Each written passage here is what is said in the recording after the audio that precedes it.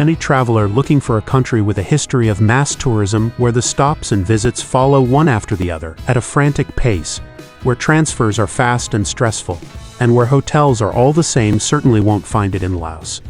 But for those in search of a slice of relaxation, a place where the inhabitants really take the time to live, or a place where visitors are greeted with a sweet and warm smile, there are many places to visit in Laos that are most definitely worth serious consideration.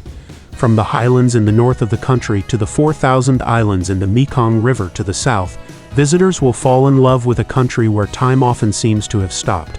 Here are our 10 best places to visit on a Laos holiday.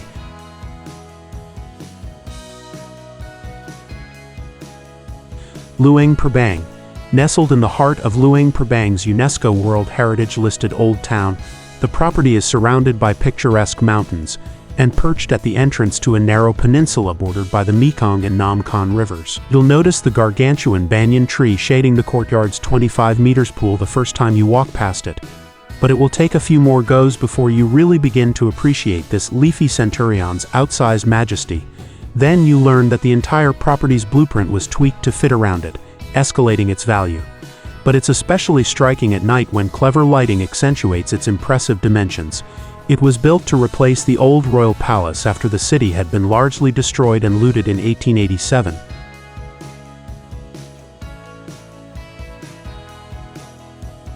"4,000 Islands."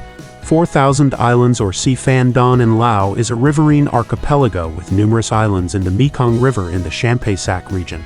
While most of the islands are too tiny and uninhabited, there are 3 most popular and lively islands that are preferred places of typical backpackers: Don Kong, Don Det, and Don Kon. All these islands enjoy a laid-back, sleepy vibe, with plenty of guest houses and scenic restaurants overlooking the Mekong River. While in these islands, you can enjoy loads of interesting activities such as walking or cycling slowly around the islands, kayaking along the Mekong to see the rare and adorable Irrawaddy dolphins, or visiting the famous Li Phai and Kone Phafeng waterfalls. If you prefer to do nothing, just chill out at a riverside bar and enjoy sunset time.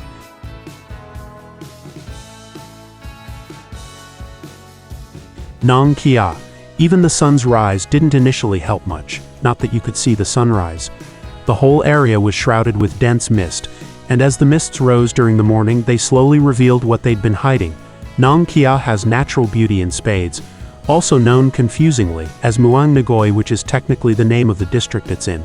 The town of Nong Khiaw is a tiny place, no more than a few streets and a bridge. But that, in Lao terms, makes it more of a town than a village. The streets are on either side of the Nam O. As morning mists rise from the steep riverbanks, they reveal steep limestone cliffs or karsts that frame the surrounding forest in a most picturesque way. The main part of town is at the base of a mountain that towers another 3,300 feet above it.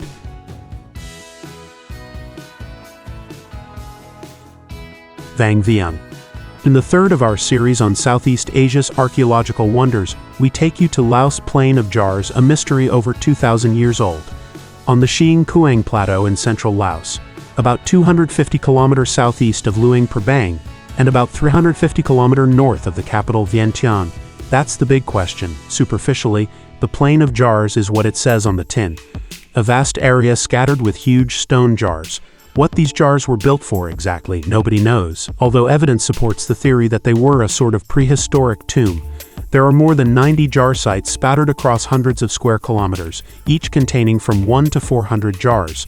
The jars themselves vary in height and diameter from 1 meter to 3 meters, and in total, there are around 2,500 jars and jar fragments remaining in the region.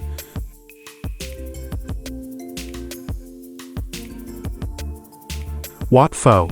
Vat Phou and associated ancient settlements within the Champasak cultural landscape.